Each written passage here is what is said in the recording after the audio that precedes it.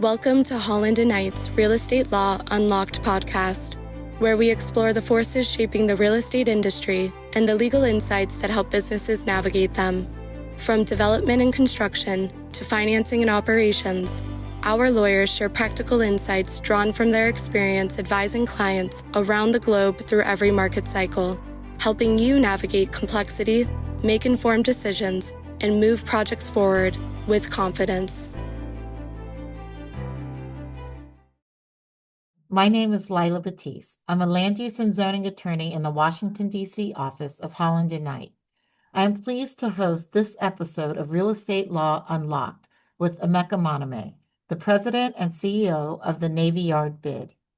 So, Emeka, for listeners who may not be familiar with the area, explain what exactly is the Navy Yard Business Improvement District, or BID, and what are the boundaries of the BID? Great. And Lila, thank you for having me. Yeah, I'm happy to talk a little bit about the BID. So the BID is a neighborhood that is south of the National Mall in the U.S. Capitol Complex.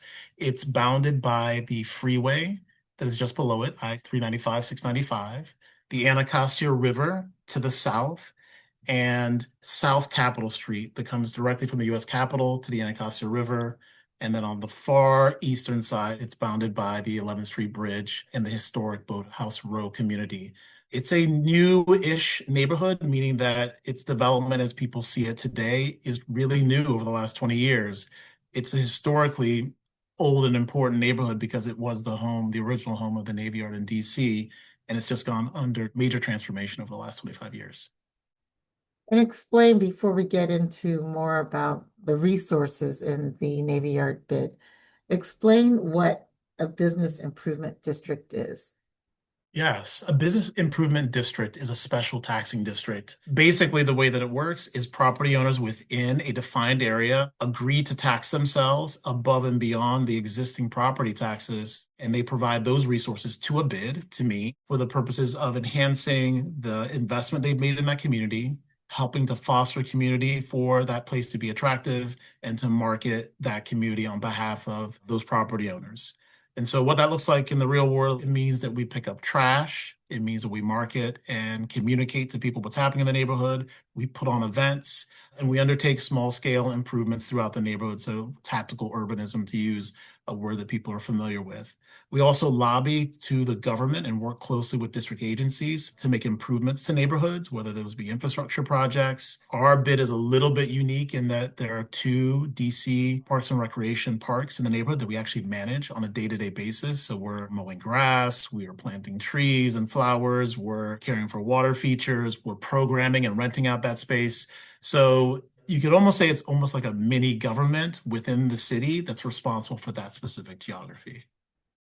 Who creates the bid? Are you a function of or an arm of the district government? Are you specific to the business and property owners within your boundaries? How are bids created, like functionally, practically speaking, I guess? That's a great question. I think they're like a prototypical public-private partnership. So they are created as a function of the government in that they are chartered by the district government. So we went for our charter 18 years ago, and we go back to the government every 5 years to extend that charter to continue doing the things we agreed to do and allowing that to go forward based upon the property owners agreeing, reaffirming the taxing going forward. And then my membership, I report to a board of directors. I'm not a city agency. I don't report to the mayor. I report to a board of directors. So it's made up of property owners. In our neighborhood, we have 2 professional sports facilities. They're represented there. We have the federal government makes up ex officio membership on my board of directors. So I work for them on behalf of the community. And so it's very much a public-private partnership. So you have an entity that thinks like both the public and private sector to make that part of the city come together. And I even say that the neighborhood itself is made up of a series, and we'll talk about this more, a series of other public-private partnerships. And the bid, in some respects, is kind of the collective glue that holds all of those pieces together in this geography. So you mentioned 2 professional sports facilities, which are, tell us what they are. Yeah, we're really fortunate. We have Nationals Park, which is the home of the Washington Nationals, a Major League Baseball franchise. came to the neighborhood in 2008 and really was the catalyst, I'd say, in many respects, for how this neighborhood's become well known in the community, in the region, drew investment to it, drew people who otherwise would not come to this part of the city. That was followed up a few years later with Audi Field. Audi Field is located just on the other side of South Capitol Street in a neighborhood, a sub-neighborhood called Buzzard Point. It's a 20,000 person stadium that is home to DC United, the multiple championship winning team in DC, as well as the Washington Spirit, our newish women's professional soccer team. We also have two other sports teams that use Audi Field, DC Defenders and the DC Power. So we're really fortunate. We basically have something like 120 nights a year. There is a sports match happening in the neighborhood. And so that brings people from throughout the region, people from out DC, draws attention and vibrancy to our neighborhood. And so it's a core ingredient of what makes Navy Yard, Navy Yard. And recently, you and I met at the Garrett on I Street, which has a full indoor basketball court, great fitness center, and outstanding amenity space. We've toured the stacks together, also fantastic amenities and beautiful views of the city. Talk to me about the type of residential projects that are in Navy Yard and kind of the population growth. Those are two really perfect examples of what we have to offer in the neighborhood. Because it's a newish neighborhood, I'd say newish meaning in the last 15 years or so, we've seen these developments come online. And I'd say there's two elements here. One, it was a time of rapid growth in the city, and the need for multifamily housing was massive. And the large blocks that were available for development exist in this neighborhood. And so we were able to get really super modern residential units with some amazing amenities, which you listed before. The rooftop views here are some of the best in the city. Amenities within the buildings rival other major metropolitan areas in terms of that quality. And so we have a ton of that in clusters throughout the neighborhood, whether it be north of M Street, around the ballpark district, or even in Buzzard Point. Part of the way that they were able to deliver those units is because we had the ability to upzone these areas and get density bonuses to give us that scale of housing to attract the residential population. And a part of that density bonus was the provision of affordable housing units within those communities. So inclusionary zoning was embedded into this neighborhood when it was, I believe it was updated in the comprehensive plan of 2006. And so we've seen a combination of massive residential unit growth in the neighborhood, affordable housing growth in the neighborhood, and a neighborhood that was initially designed to be an office market has really become one of the best mixed-use communities we have in the city. And so we're really proud of that. We try our best to foster and protect that. And I think that's what makes us a little bit more special and just different. It feels like DC here, but just a little bit different because of that. So you've been the president and CEO of the Navy Yard bid for the last 3 years. This past year, you changed the name of the bid from the Capitol Riverfront bid to the Navy Yard bid. Why did you decide to rebrand? Good question. I've been asked to answer this question several times. The easy kind of, I'd say even more flippant response, it's what's on the metro station stop, because that's what it says, the Navy Yard station. But there were three reasons why we decided to change it. One was authenticity. It is what everybody knows the neighborhood to be. It's the most visible landmark in the neighborhood is the Navy Yard being located here. So we wanted to reflect what we heard people refer to this neighborhood as and build some connection with that. And so the second piece of it was connection. We wanted to make sure that both the people in the district and the people that lived here had a sense and a stake in what was happening, because the neighborhood has definitely changed over the last 20 years. And we didn't want both the longtime residents to feel like this wasn't a place where they could feel at home and feel like this was still their home. And we also wanted to use that as a way to connect the new residents to that past. And I think the last thing is it gave us just more reach. So the Navy Yard name is known by everybody throughout the region that comes to baseball games, because they do literally walk off the metro station and see that it's called the Navy Yard Ballpark Metro Stop. And then two, it sells better when you try to get out of your market. It's shorter. The stuff the marketers told me, it's shorter. It's easier to remember. It hangs in your memory. And so it was just a way for us to kind of remind people of the really amazing things that we had here and just kind of make it easy to put it back in their memory, whether it was I'm looking for a hotel to come visit, I want a long weekend getaway, and maybe I want to do an urban experience. This is a new part of the city that I haven't tried out. We want to make it easy for them to recall it. And so we feel and we've heard that the rebrand has been successful. People love the way that it looks, the way that it's easy to remember, and they just tell us it feels right. So it's a good change for us. You've mentioned Audi Stadium, Nat Stadium, the beautiful residential buildings that have emerged and restaurants. Can you just talk a little bit about how Navy Yard fits into the broader discussion about DC real estate and economic development in the city generally? Yeah, Navy Yard's quite important. So we did a study in 2023 with the Southwest bid. This is the bid that's immediately adjacent to us that takes up a portion of the DC waterfront. So very similar positioning within the city. And together we hold 2% of the landmass of DC and generate 10% of the city's tax base. And so we're punching at 4 times our weight in terms of what we provide back to the growth of the city. And so that's a function of one, primarily all this real estate development that put like investment in the ground in the city. Then two, that investment brought people who pay taxes. And generally, if you look at the demographic makeup in terms of their wage earnings, those are high earning young people, families in those units.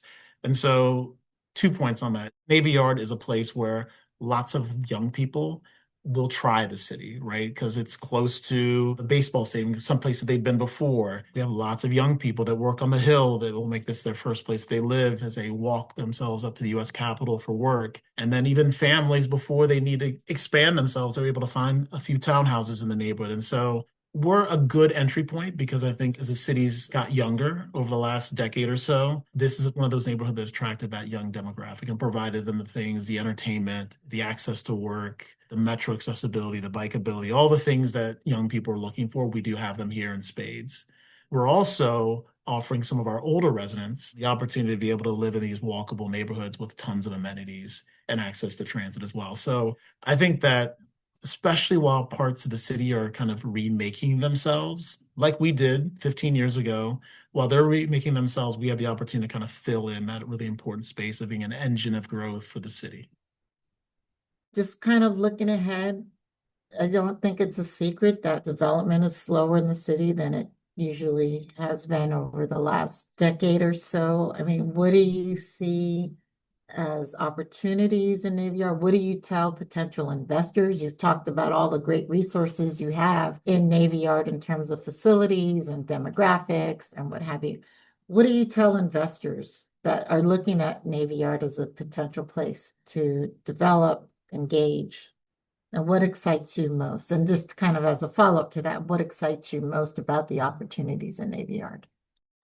Yeah, what I tell them is we're 72% built out, right? So we're not done growing. There's still more to come.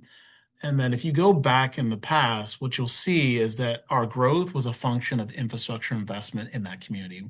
The stadia being one of that type of investment, transportation infrastructure investment being another part of it. And what I think matches up in my mind between the 72% built out is we still have some infrastructure projects left to develop. So South Capitol Street still needs to be rebuilt as an urban boulevard. I believe that's going to unlock a ton of development activity, lots of residential unit growth, connecting Southeast and Southwest, making the capital feel even closer to the waterfront than it does today. So I think that that is teed up and it's going to be another kind of accelerant for growth. Two, you know this in the real estate industry, there is momentum to development where either corridors or adjacent and contiguous areas develop along the way. And so I think we have these really excellent engines of growth in Southeast and Southwest, and the momentum is for them to get closer together and make everything south of the freeway feel like one knit together, walkable waterfront community. And then that leads me to the third one, which is what I'm excited about, is that DC is a city that sits on the water, but DC is not yet a waterfront city.